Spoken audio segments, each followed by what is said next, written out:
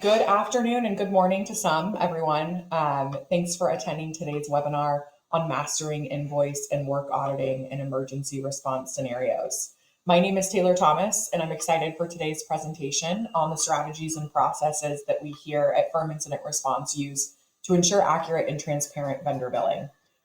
This session is designed to help you better understand how to scrutinize vendor invoices and work performed so that you can prevent overcharges and maintain control over your emergency response budgets. And just as a quick reminder, this session is being recorded, so we will send that out post-webinar so you can access it again or share it with any of your peers. And also, if you have questions throughout the webinar today, please just enter them in that question box that you'll see at the top right of your screen. And we will have a Q&A session at the very end of today's session to address all of those that come in. So now with that, I'd like to introduce our presenters today. Meagan Benton, Firm's National Sales Manager, who's got over a decade of experience in the multifamily industry, along with Trent Bohrmann, our Senior Account Manager at Firm, who's managed over $50 million in restoration project costs and over 5,000 property damage claims in just the last 4 years. Trent is also WRT and AMRT certified. And so with that, I will hand it off to Meagan. Thank you so much, Taylor. I appreciate it. Okay, so as Taylor said, we're here today to kind of help you scrutinize some of your invoicing better with your emergency response vendors. In emergency situations, every minute counts, and so does every dollar. Accurate auditing of invoices and the work performed by vendors is crucial in making sure that you're not overcharged and that every service billed matches the work that was actually done. So today we're going to dive into how Firm Incident Response ensures a high level of accountability through a rigorous auditing process. So we're going to be going over generally the common overbilling issues that we see. We'll discuss negotiating with contractors and vendors. We'll talk about the monitoring the actual work while it is being performed for accuracy and efficiency. We'll discuss in depth how we at Firm audit invoices, and then we'll kind of have a nice little review of best practices at the end. And be sure to stay to the end if you can for a completely free offering if you're currently struggling with a very complex invoice.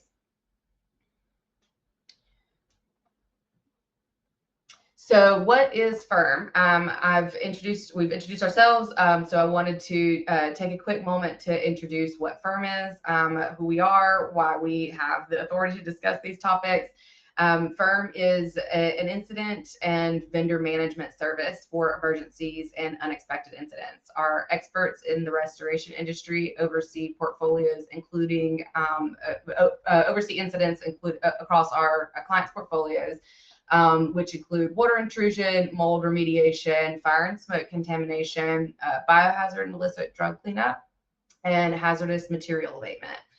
Basically, as an incident occurs, our clients call us. We dispatch the vendor, we manage the entire project, and we audit the invoices at the end. And we have a very robust network of vendors that we across the entire country that are well trained per our best practices, and we negotiate set prices for our clients. So our teams manage incidents and vendors like the ones we're discussing in today's training on a professional scale. It's what they do all day, every day. And on average, we are able to lower costs by for restoration bills by 30%. So I will dive into the training from there. So starting with negotiating contractors. Some of the biggest savings for ERVs come before the work even commences with a broader discussion and negotiation of prices, as well as invoicing structure. When it's best time to negotiate rates, it's likely not at 2 a.m. when the building is flooding. So we notice a lot of our clients don't really realize that they can set up prices in advance and with their chosen vendors. And that is important for multiple reasons. It's not just because it is, certainly you're likely to get a better negotiated rate well in advance, but also it makes the approval process a lot easier. It's a faster overall process for your people on the ground, and that, of course, ultimately results in less unit downtime. So let's talk about Xactimate. And I feel like I can probably hear some of you groan from through the screen already. I'm sure many of you are familiar with Xactimate.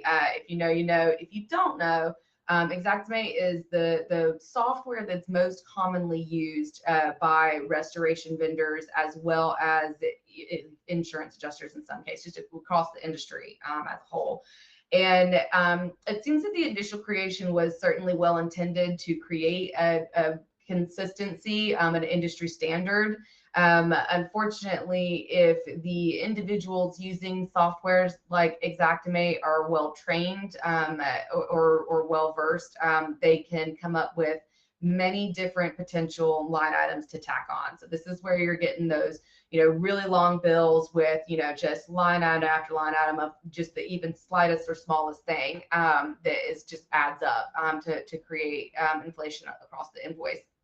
And the first thing that we like to do when negotiating is to negotiate time and materials pricing. So we do not utilize Xactimate at all. Like I mentioned before, we negotiate on behalf of our clients well in advance of emergencies, and the vendors that we work with are already very well trained that we utilize time and material pricing. And Trent, I know you recently have reviewed some articles specifically about Xactimate versus T&M pricing. And, I know it's something you're very passionate about. Is there anything that you'd like to add on the subject before I move on to other negotiations to consider? Yeah, absolutely, Megan. Yeah, thanks for that.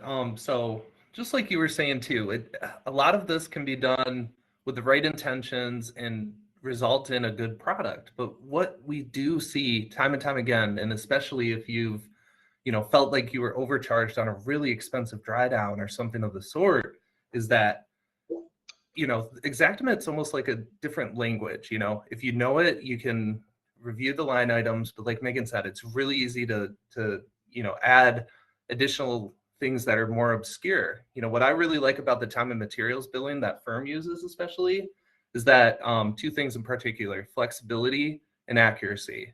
It is really rare on a restoration project, unfortunately, that everything goes exactly as planned on day zero. So once walls are opened up, once floors are pulled, as we're going through the normal motions on a mitigation response, a time and materials bill allows that flexibility so that, we're charging based on what actually occurred, the time on site, and that vendor can continue to move, maybe make a quick phone call about the added scope, and just continue to work. In addition to that, promotes a much better accuracy too. We don't have to hit pause if we find a complexity or a complication that's going to influence the loss. We can keep moving, understanding our expectations, and the final bill is going to be accurate to the work that was actually performed, not necessarily what was scoped on day, zero or day one, whatever you want to call it, when the loss occurred and got reported. As we know, these things are really dynamic. Materials can respond to very different psychrometric conditions, and that's why our firm team really likes using a time and materials pre-negotiated template for billing. And so that's a good question for the chat. Like, if you let us know if you what you think of Xactimate or time T&M pricing, if you have any thoughts or experiences that you want to share or additional questions about that. So additional negotiations, make sure you're doing research on the industry rates in each region the contractor is going to be doing work in, and ensure that they're offering, a nice average standard rate. For example, if $14 sheet of drywall in California might cost $11 in Illinois. And on a national scale, vendors we have seen them be, likely to charge the higher of the two prices, or however many prices across if they're operating on a national level. And we like to negotiate a median rate, so that it's a nice fair rate, and there can still be a set price for the whole portfolio. You just want to make sure you're not paying the highest price. Also establish negotiated standard rates for supplies that typically can get inflated beyond industry standards. We see this a lot. You're going to hear me talk about this a lot throughout today's training. A great example of this would be rates for rentals, such as generators, dumpsters, mobile toilets, etc. Things that can get easily inflated. And I'll give some more details later, but at firm, we negotiate a set percentage of the overall job cost as like a flat rate for, for each job. And so that's, just like our policy and the way we like to go about it. Additionally, you can negotiate just general discounts based off of portfolio size, project length. An example would be a weekly discount, make sure you're calculating the 5-2 rule for consecutive days if you've got a project that's going on for weeks at a time. That's very, very typical and very standard in the industry that you should be able to negotiate a weekly rate. So here at firm, we have, many negotiated discounts based on the collective portfolio of all of the owners in our program and all of the work that is available to our vendors. But I do understand that some, owners and operators are not large enough to negotiate certain pricing or weekly discounts, or are not, part of a program like firm. So we'll concentrate a lot in this training on things that are maybe a little bit more in your control. If you feel like, a forward negotiation at the front end isn't something that's necessarily within your wheelhouse or you're able to do based off of portfolio size. So one of the biggest challenges is in emergency response in general is ensuring that invoices are accurately reflect the work that's performed. Here are some of the most common issues that we see. Unjustified labor costs, where vendors may charge for workers who weren't present, or charge for hours that exceed the actual time worked.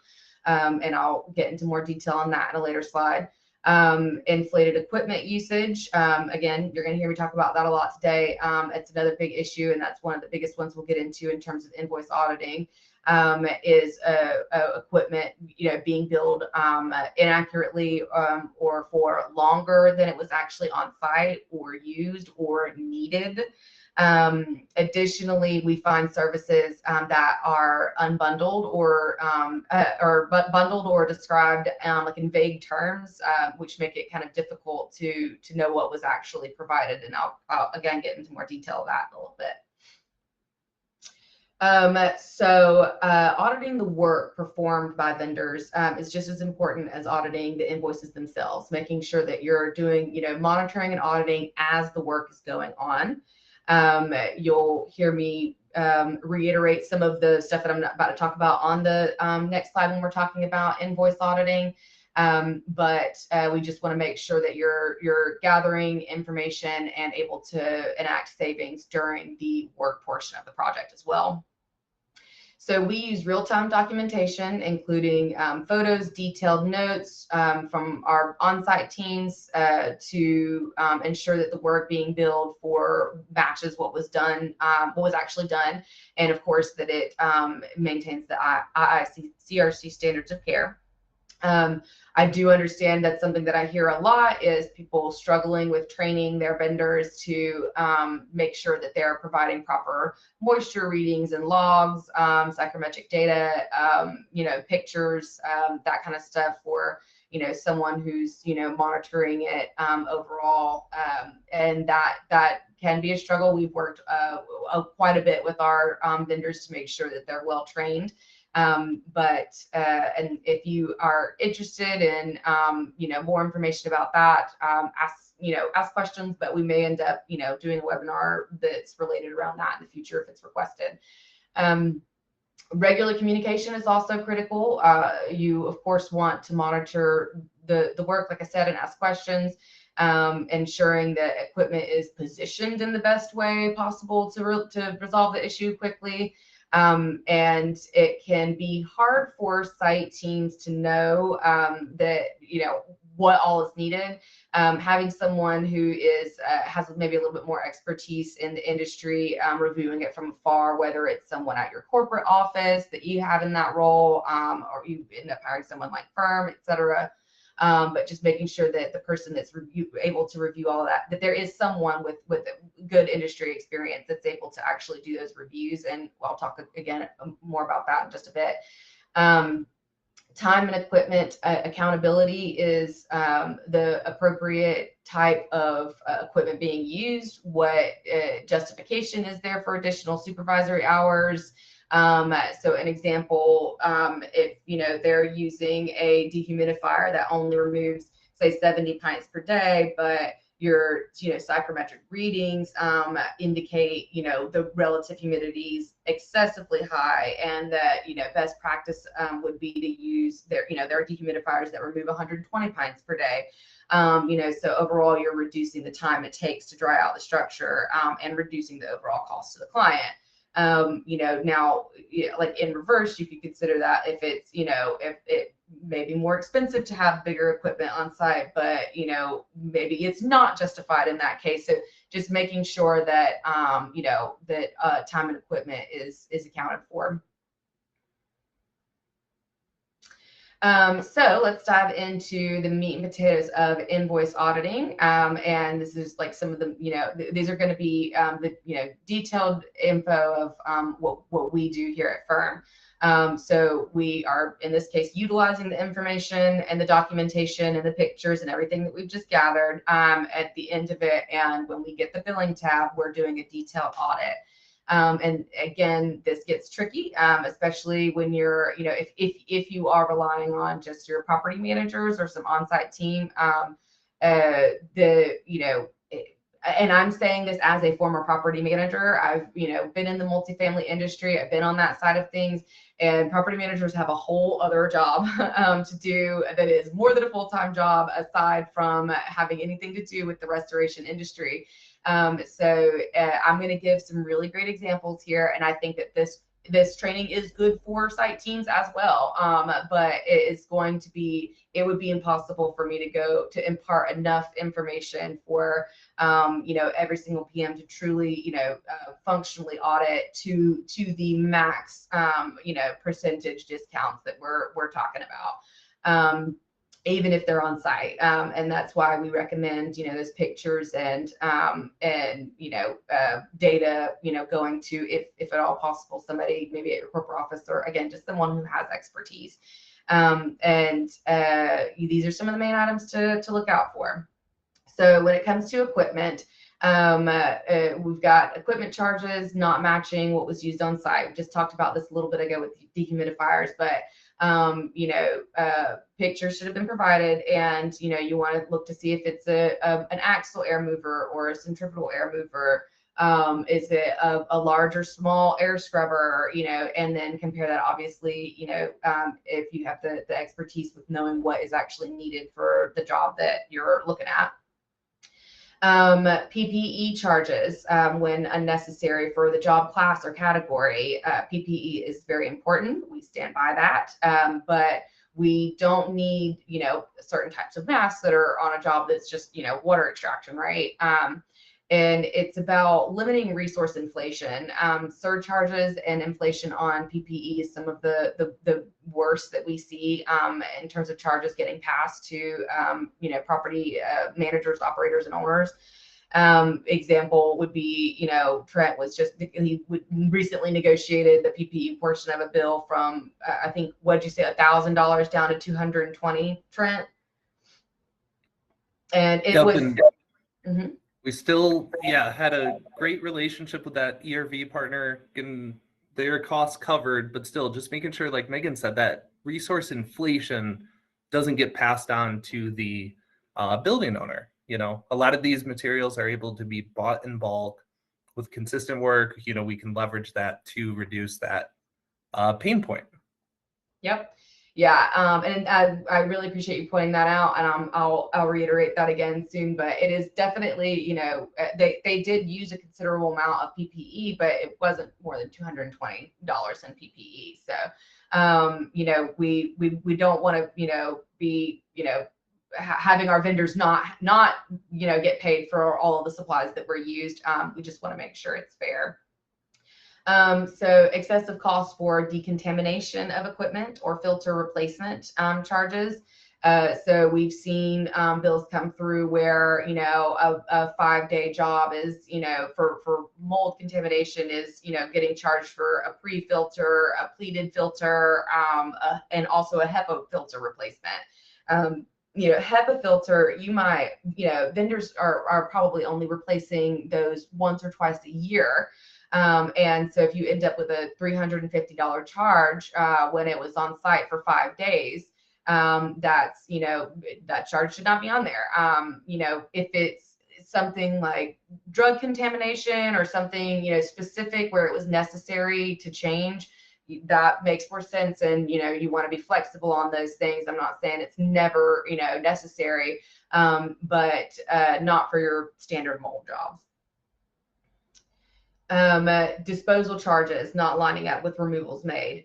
This is definitely one where, again, industry expertise is going to be, very valuable. It is hard for a lot of times we're getting into like the per bag or per truckload charges, and that can get quite pricey. And if someone who's, well versed in the industry is going to be able to, look at a job in its totality and determine that, per truckload charge isn't necessarily, the amount of removal that you're doing on a job like this, but making sure that your disposals charges are lining up. And then additional consumables billed without approval. So standard business supplies relating to industry practices like PPE, trash bags, plastic, tape, Tyvek suits, etc. As we said, we negotiate a percentage of the overall, job cost for this type of stuff. And that cuts down on things like if you cut 20 feet of plastic and charge me for a full roll, and then you could, potentially be going to the next client and doing the same thing. I'm not saying that's always happening, but especially when, like I said, Xactimate or something like that is utilized, you can see that happening. And we, to reiterate, like I said, we are not asking vendors to take a hit on stuff that's necessary for the job, and PPE is important. And all of the, everything that's, those supplies is part of the industry. It's needed. But we just, we want to make sure that their costs are covered. And if there's, any additional approval that's needed for special circumstances, also totally understandable. We're just wanting to make sure that we, are doing things, fair. There's fair practices for both ends.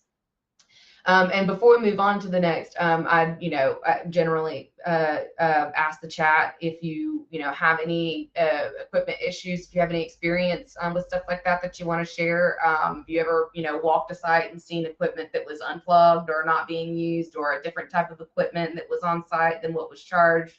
Do you see excessive equipment charges like that?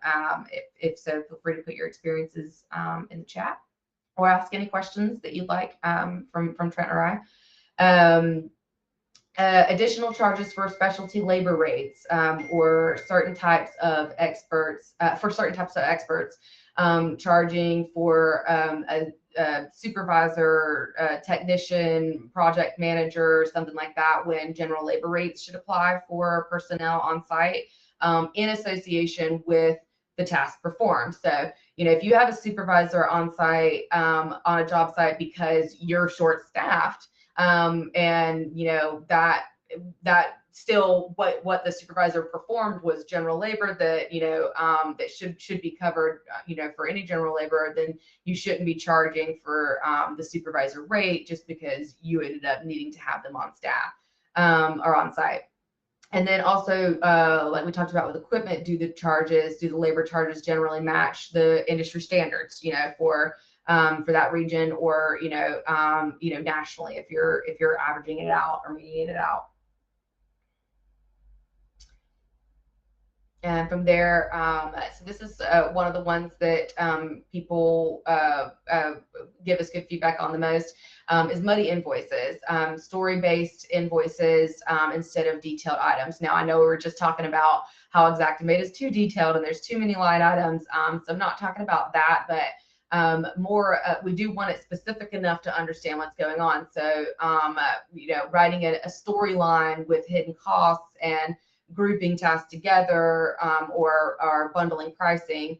So for an example, charging by the trip instead of hourly, where an invoice is written out, return to assess work and reposition as needed during the drying process. And you've got a total of, $498 for that. Instead of billing per hour for monitoring trips, which is typically, let's say, they did 3 hours, $150 per visit, and your total's coming out to $450 on that. So, what that type of attention to detail is certainly something that can lower your bill portfolio wide.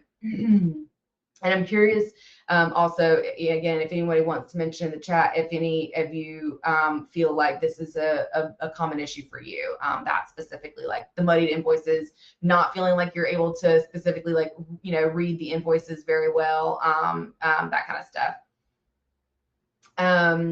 So outsourcing, look for additional subcontractors or added expenses outside of normal business operations. If so, is there documentation to provide proof of the costs? Do they match the regional pricing, or are the charges inflated? If needed, was pre-approval granted? Make sure those are all good types of questions to be asking yourself. Sometimes the vendor might call the easiest option for them, but it isn't always the best option for the client. At Firm, we like to look at what makes the most sense for our client, respectively. And it's just the best approach anytime you need to outsource or have any sort of specialty, anything specialty like a contractor.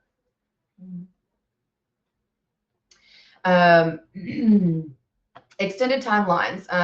So our air movers being charged before mold has been remediated. We've definitely seen that before. If we have remediation still to do, but we see that the air mover has been charged since day one, that doesn't really make sense. You shouldn't have an air mover in a situation where there's an active mold that needs to be remediated. So we've definitely seen that before. Look for timeline extension also due to lack of ERV site visits. If the vendor didn't site check for completed remediation in a justified amount of time, additional equipment days shouldn't be charged. So example, if they last checked it on, they last went and did their moisture checks on a Thursday, and then, let it just roll into the weekend. Let's say it was a Thursday evening and they didn't go back Friday. They roll it into the weekend, and then let's say Monday's a holiday. They don't end up getting back on site till Tuesday or Wednesday. That could have dried out Saturday or Sunday. And, you don't want to get charged for sitting unattended equipment. So that covers the invoice auditing portion. Again, as a reminder, add any of your questions to the chat. And Trent, did you want to add anything here before I move on? Yeah, so just, one of the general themes we see too is that, within the restoration industry, there are so many different ways to approach a project. There's a lot of different complications and complexities that may arise. We are just looking for validation and then, price controls where appropriate too. The combination of those two things helps us, make sure the vendor's still getting paid an appropriate amount. But at the same time too, you aren't getting that inflationary cost passed on to you as a building owner, property manager, as the client. So just generally speaking, Meagan hit on a lot of great points here. We're looking for validation. We live and breathe this kind of stuff. So it's really easy to, pick apart that, a piece of equipment is off or came in at an inopportune time. So again, just keep those kind of generic themes in mind as you're, navigating these challenges.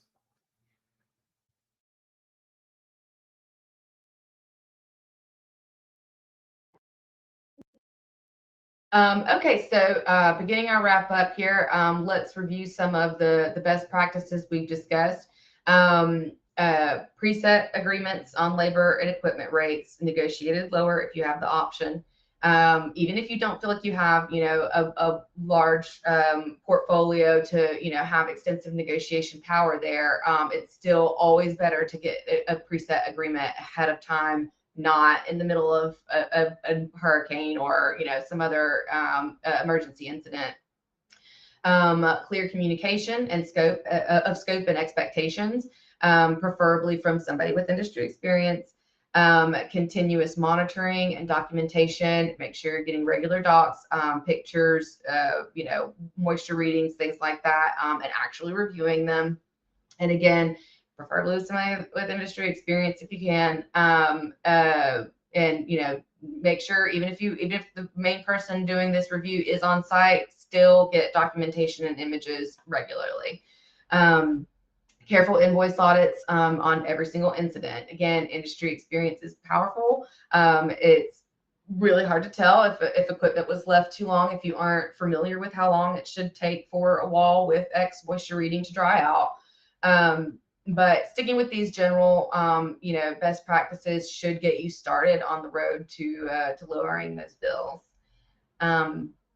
So we have covered quite a bit of information, and I'm sure you have some questions. Again, definitely, now's the time to ask anything that's on your mind, whether it's about a specific part of the process or a challenge you're facing with your own vendor management.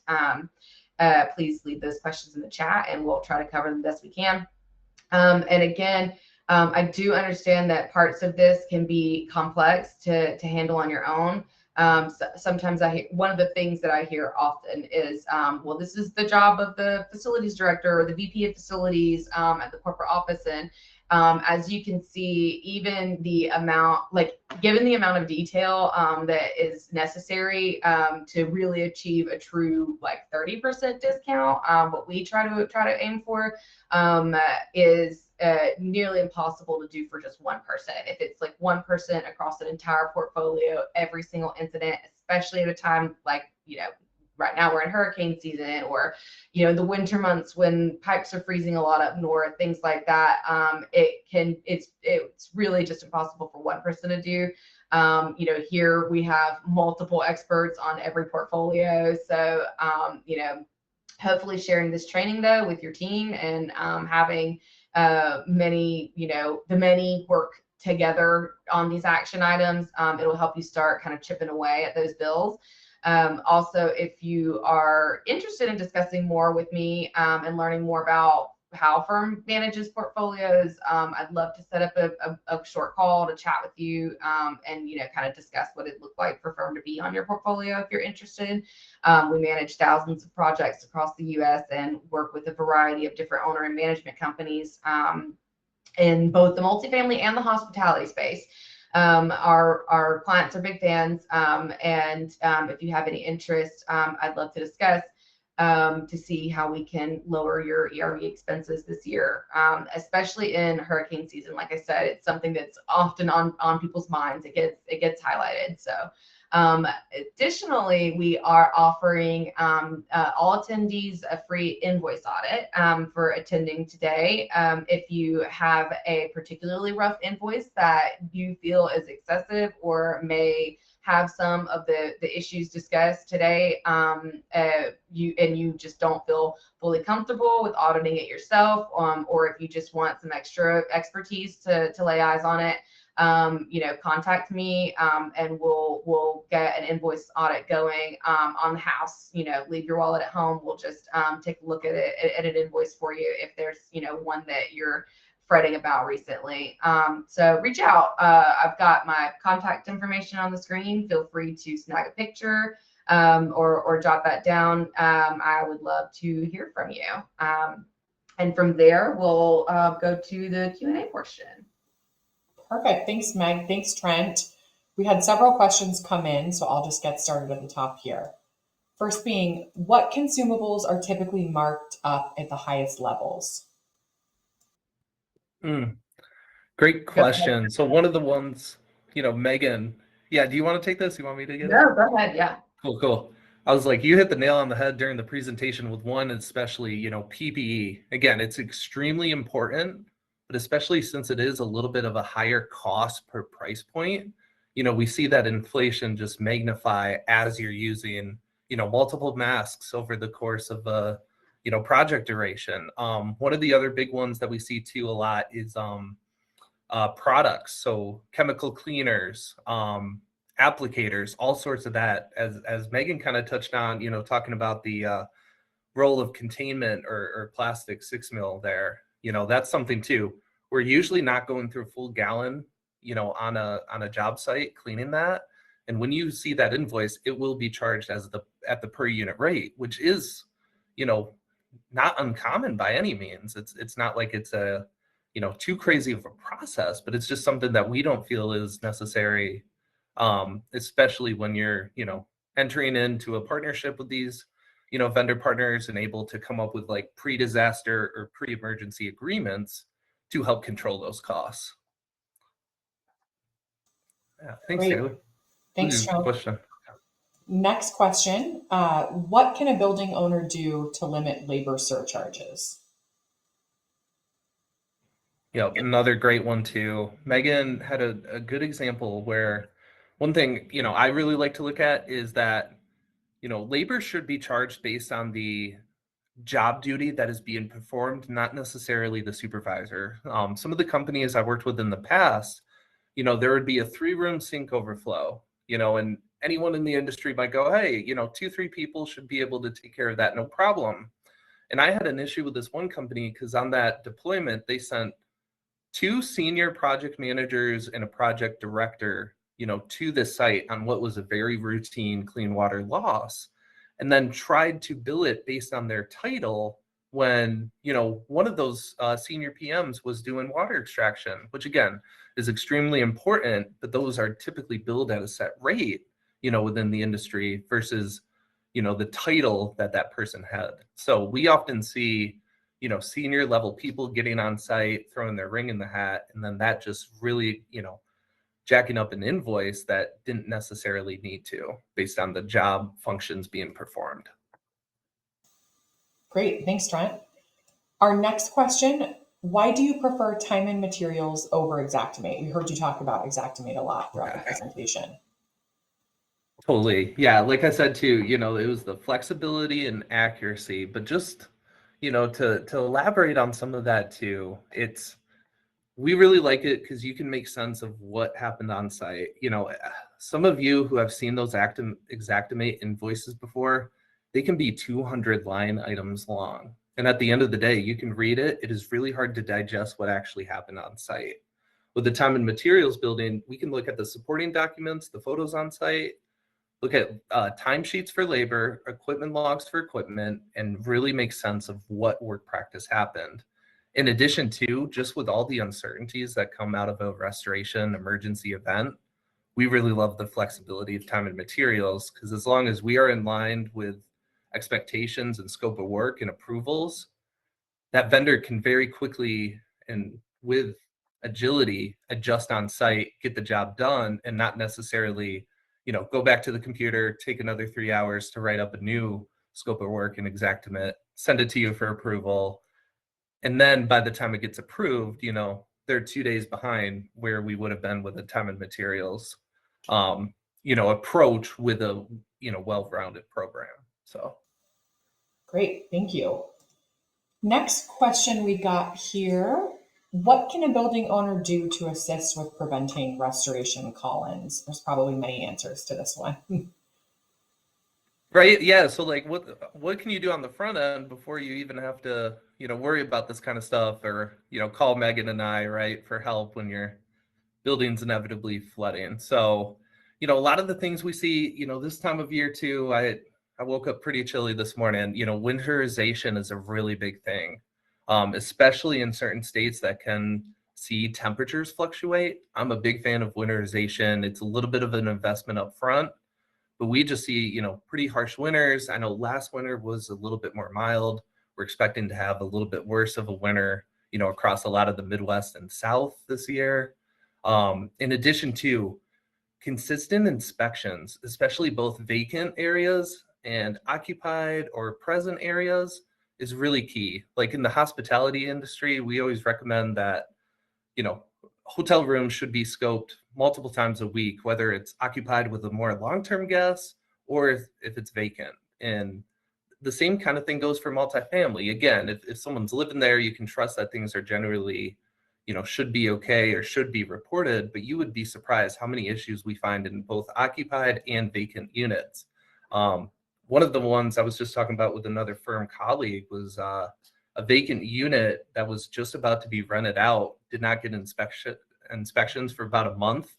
The leasing agent went to start showing the unit to the prospective resident, and it actually was covered in growth because of like a radiator or the hot water, tub spout broke and created a really just hot, humid environment conducive to mold growth. And, not only was it embarrassing for the leasing agent to walk into that, it ended up costing a lot of money because no one caught it for about a month. So consistent inspections, stuff like winterization and timely maintenance, that's just a couple of the things I'd recommend to, help get in front of some of these events. Yeah, and I'll add on to that in terms of like the consistent inspections, like you said, being really important, or well, in terms of what you're talking about, in terms of like the vacancy versus occupied. In a lot of leases, there might be a clause, but I feel like it's not often enforced as much as it could be. A clause that if a resident is going to be out long term, that if they're not going to be occupying the unit because they're going to be, let's say in student housing, which is where I used to work, it's summertime and they're at home a lot, or they're, studying abroad, or they're just traveling for an extended period of time. A lot of leases do have clauses that you are supposed to notify the property management team in order for the property management team to be doing regular checks on your unit while it's out. But that just does not always get consistently enforced. So trying to make sure that is enforced, because a lot of times, we were in situations occasionally where we were able to we ended up needing to charge residents for not following that policy because something happened in their unit when they were gone for months at a time, that could have been prevented had we had that unit on our inspection list. So making sure that, even if the rent is being paid doesn't necessarily mean that the unit is being occupied. So just regular consistency in checking those units, keeping eyes on them. Great, thank you both for that. The next question, why do I need restoration vendors anyway? Can I not just put dehumidifiers and fans out and dry it myself to save some money? Again, that's, one of those questions we hear, especially, again, not every situation's created equal. Sometimes, especially like on the residential side, you might be in a pinch, you might not have insurance over your home or something like that. Or, on the commercial hospitality multifamily side, hey, we have a maintenance team. That's why we have them, right? That's often a thought process. We really recommend using industry experts because there's so much experience gained from working these jobs, in addition to the tools and resources that go into expertly handling some of these restoration events. So, for example, Megan's mentioning hurricanes. A lot of places that might not visibly show damage, after like a big storm or, a hurricane or something of the sort, to the eye, there's no damage. But with an IR camera, with a, non-penetrating or penetrating pin moisture meter, we're able to, better detect, using an industry expert, what's actually happening to your building and then respond appropriately. So while, nothing's holding you back from, running some DHUs and trying, the end result, oftentimes isn't anywhere near, what you would expect calling a trusted industry expert or a restoration vendor. Great. And this one's a little more directed towards firm. How can I trust that a company like yours has my best interest in mind? Doesn't hiring you as a middleman just add to our bill? Oh, that is a really good question. So on that first part there, oftentimes any business to business relationship, is built off trust, right? So one of the things we think makes Firm pretty different, we integrate with a lot of our existing partners, so much so that oftentimes, new people to that organization might take a couple months to realize that we aren't even part of their team, directly. So I think our integration and partnership values, go a really long way. Of course, most relationships are built on trust, and, we just really value transparency. That's one of our biggest things too. We show you exactly what we're looking at, what we've been provided, and feel that, there's absolutely nothing that can be hidden. We're going to get it all out there and show you how we're going to approach it. And with that, you build trust, you build confidence, and we get to learn what a building owner or client is looking for when they have an emergency situation. Obviously it's a little bit different if you're a high-end hotel, a commercial warehouse, for example, and you got production lines down because of an issue. These are all different approaches that can be taken. And so, what was the second part of that question, Taylor? Doesn't hiring you as the middleman just add to the bill? Right. So, and that's something to what Meagan, said early on in the presentation. We really value the relationships we have with our vendor partners. We think that's definitely a strength. We are not just here to, hit them over the head and just try to get, bills absolutely as low as possible. It is built off a lot of trust and confidence in one another. And even still, we are able to typically get, 30% off, a typical restoration event, and see that applied, throughout the portfolio. So even with bringing on a team like Firm, the savings you get are going to far outweigh, any investment you would have to make by bringing on another team. So Yeah. that's how I see it. Yeah. Yeah, I'll add to that too. And that's something that we have been consistently able to show, like in our offering of a free invoice audit. Like I mentioned, if you're interested in seeing, really truly where we break it down and how we can come across savings, we're consistently able to easily afford ourselves or to pay for ourselves in savings. And we, consistently see that, across the portfolios that we manage.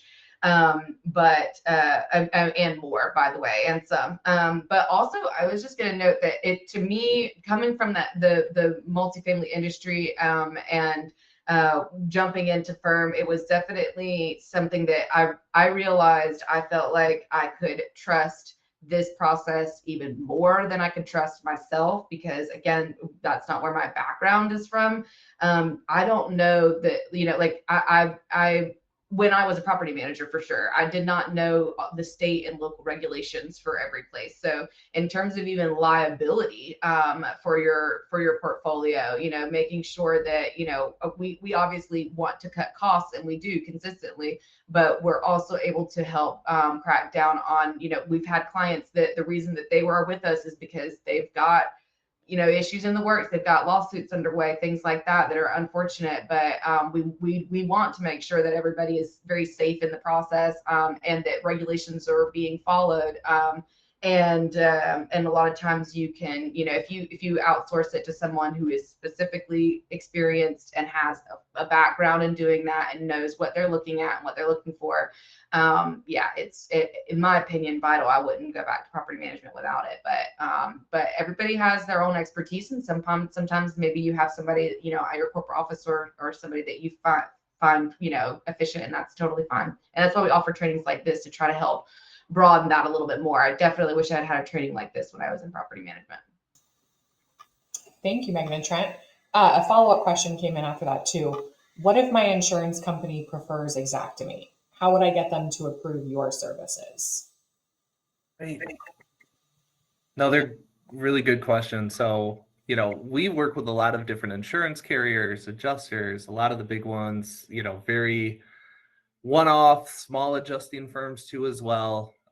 So far we have never had an issue with time and materials. So even if like the specific adjuster is only familiar with Xactimate, our team can approach that, have a quick meeting, show where a lot of our foundations lie and how our team kind of functions. We are, supplemental to that insurance company.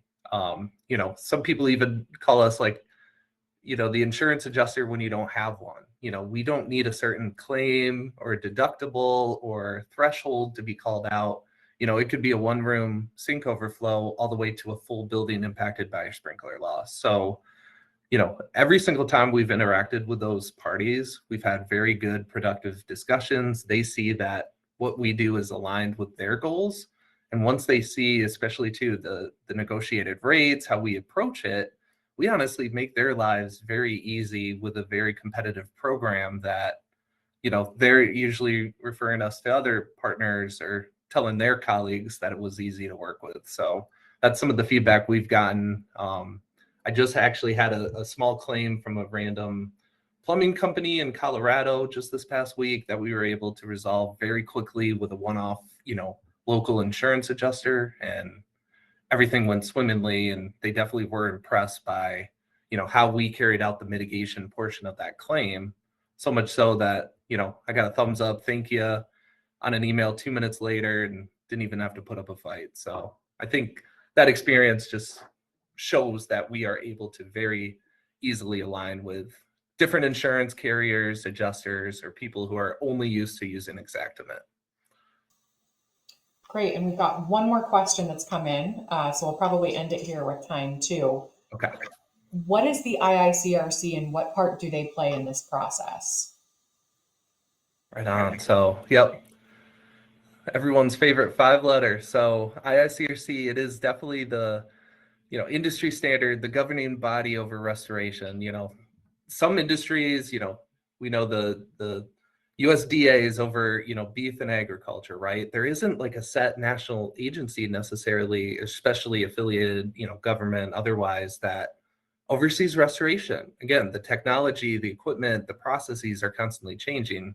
The IICRC basically is that, governing body for us that establishes the standard of care, what's expected on every job, what's required, or what just happens to be a best practice given the situation. So we definitely use the IICRC as a great, baseline standard. We're trained within it. We expect our vendors to be trained up with it as well, or an equivalent, group or training that shows that proficiency in, stuff like water mitigation, for example, or I have the AMRT, the microbial technician for mold remediation efforts. And so it's definitely a great body of resource that influences a lot of our baseline, program requirements and guidelines. And it's just constantly a good source of information. So yeah, good question though.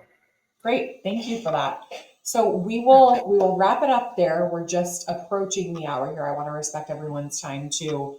Just as a reminder of what Meagan said, her contact information is there should you have any questions. We're also offering that free invoice audit too. If you've got one that's really difficult that you'd like somebody to have a second set of eyes over, we're happy to share that with our team and share our insight with you.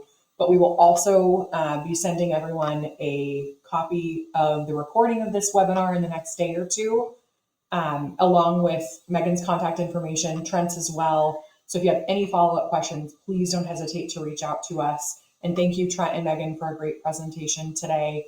And we will hopefully be having another one of these kind of workshop sessions in the next month or two. So keep your eye out for those. So thank you both again. Thanks everybody for attending, and have a great rest of your week. Take care. Thanks, Taylor. Thanks, everyone. Yeah, thank you.